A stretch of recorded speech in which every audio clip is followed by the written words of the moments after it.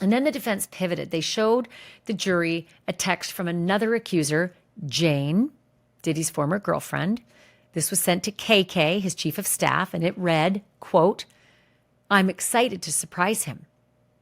This is important as well, because this tells you that a girlfriend who's going to do these freak-offs is sending a message to the chief of staff saying, yay, I'm excited about this. I'm hoping it all works out great. I'm excited to surprise him.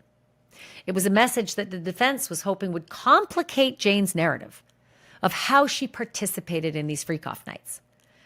Was this through fear and control, or was she a willing participant? I'm excited.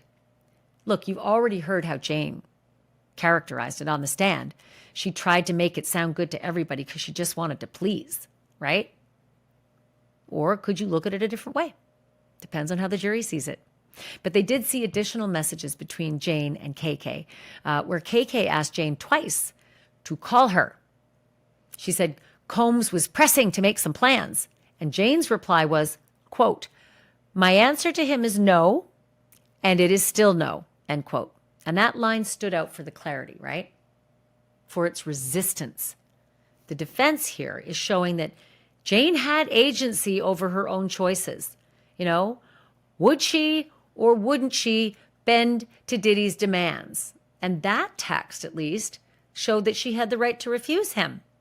I think if you asked Jane, and they did on the stand, it was a degradation of when she would finally put her foot down. Like, for the longest time, she just tried and tried and tried to keep him happy and did all these awful things, and would, hint, I don't want to do this, I don't want to do this. And then eventually got to the point, hell no, So I think it's all in the timeline.